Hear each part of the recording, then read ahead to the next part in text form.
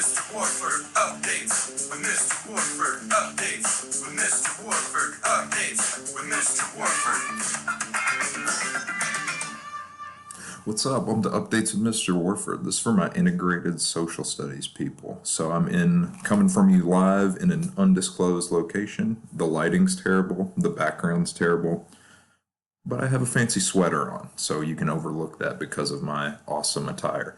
So far this year, we've talked about the legislative branch, the executive branch, and now we're moving on to the judicial, Unit 5. So where we're going is we're going to look at the structure of U.S. courts, so the state level and the federal level, the Supreme Court, how it works, how it influences government, our rights as citizens and the Bill of Rights, and then important Supreme Court case. So you need to know for your test that the judicial branch's job is to interpret laws, all right? So it's talked about in Article 3 of the Constitution, and it talks about that there is a Supreme Court, which is the highest court in the land, and then it's the government's job to have lower courts so that legal issues can be resolved. We're a dual system. We have state courts and federal courts.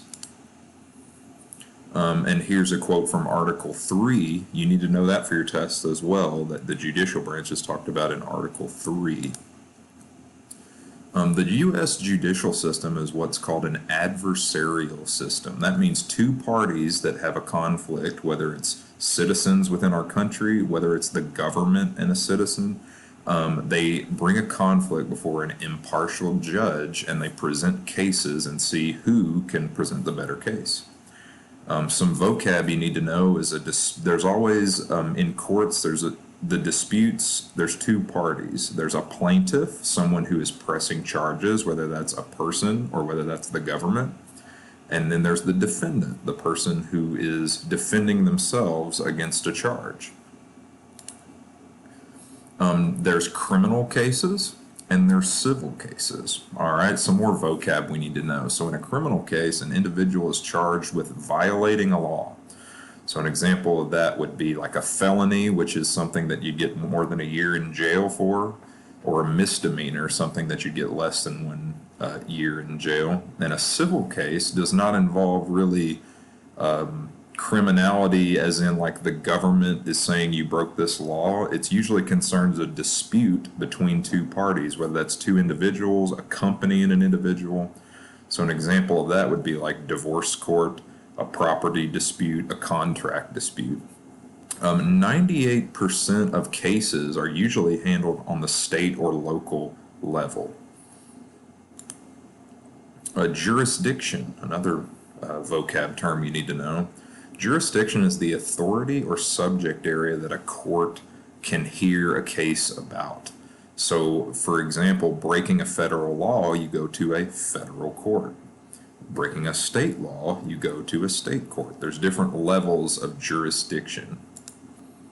Here's some basics. Like I said earlier, I got a little ahead of myself. There's two levels of courts. We have criminal cases and civil cases, but there's state and federal courts. In a state or U.S. district court, a trial is held. If the defendant wants to request the ruling be reviewed, if they think there's a mistake or something needs to be fixed, they can do what's called appealing the decision, and it goes to what's called an appeals or appellate court. From there, state or federal appeals courts can send it either to their state Supreme Court or the U.S. Supreme Court, the highest court in America. They can do that. They can deny a request to appeal it, or they can review it and then give the lower court insight on how to rule. So there's 3 different things they can do if someone appeals a court decision. And here's a handy dandy chart here that you're going to get access to later in the unit to help you. And it's a great layout of how the court system is set up. So between lower courts, state and federal, and as people appeal and they need, and and then reaches all the way to the very highest court in America that we're going to talk about a lot this unit, the Supreme Court. Here's a list, and we won't go over these in detail because we're going to be talking about this over the next few weeks. These are powers of the federal court system, like what are topics that they have jurisdiction over. And we're going to get more into this during Unit 5. Some examples of crimes that are heard in federal courts, so U.S. district courts. Things that take place on federal land or involve federal officers, a crime where a defendant crosses state lines, immigration or customs violations, counterfeiting American dollars, mail fraud, tax fraud, drug trafficking. Those are things that you would hear in a federal court. Sometimes crimes are both federal and state crimes. Think about like a murder conviction. It's obviously illegal to murder someone in Kentucky and illegal to murder someone in all 50 states. So sometimes they violate both state and federal law. They're only seen in federal courts if the U.S. government is somehow involved, usually.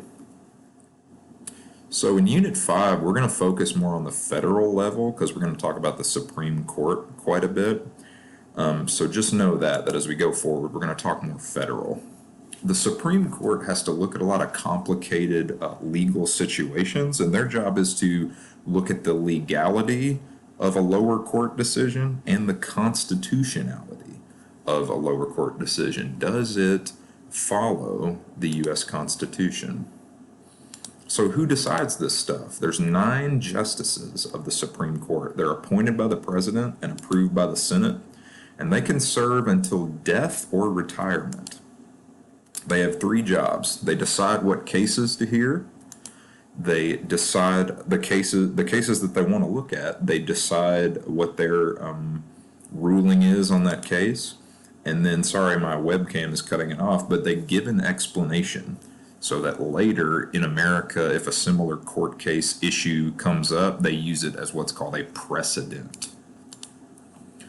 What are checks on the judicial branch? Okay, they can declare laws passed by Congress and presidential actions unconstitutional, but presidents can nominate their own judges that lean ideologically their way, either conservative or liberal, and Congress can confirm judges and impeach or fire judges should they not be doing their job correctly.